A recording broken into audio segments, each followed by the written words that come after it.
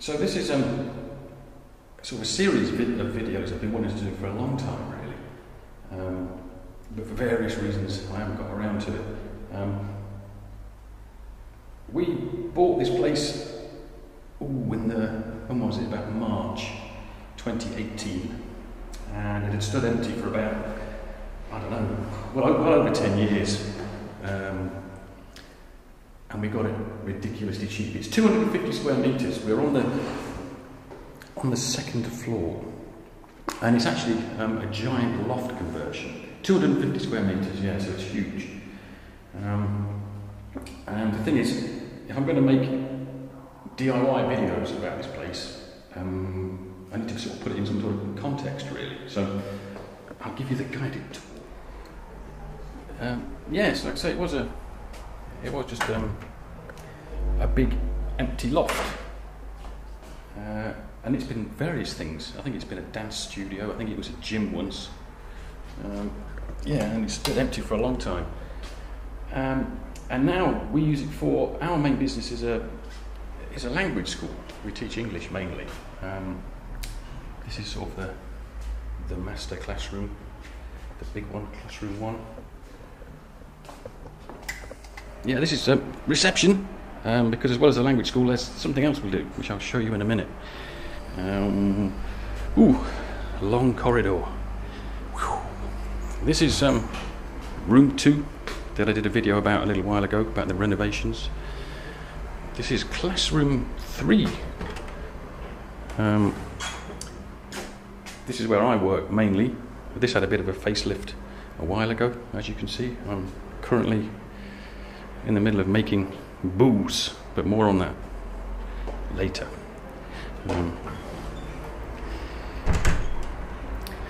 So that's the language school part of things. The building was too big for us, and we couldn't think what to do with it.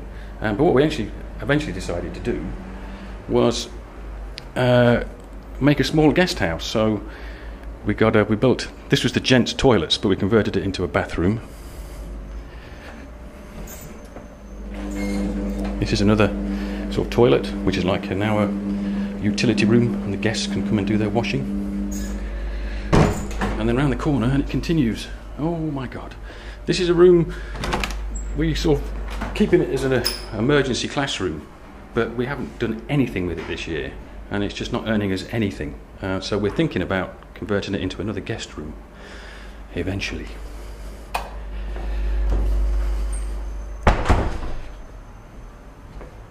Kitchen. This in the room I just showed you was one room, but last year I cut it in 2, and I made a little kitchen in here, and this is like a communal kitchen for the guests.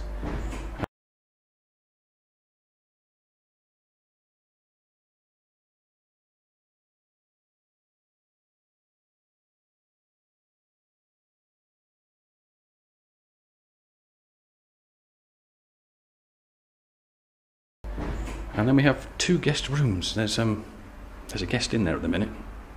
I can't show you in that one, but it's a slightly bigger version of this one. Yeah, so cozy, rustic, whatever you want to call it. So that's that.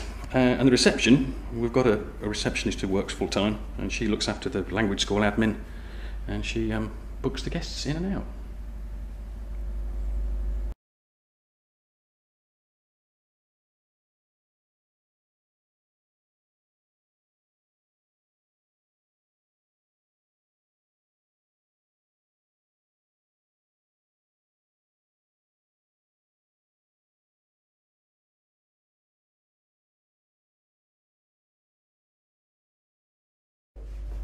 Right, so we 250 square metres.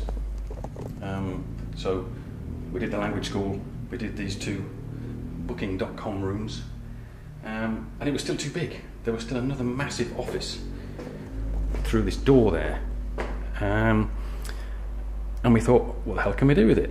And as it happens, at about the same time, we decided to sell the flat that we live in, and buy a new house.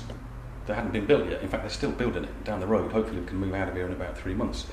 So rather than rent a place while we were in limbo, we, well rather I, converted this, I think 40 square metre office into a compact little flat.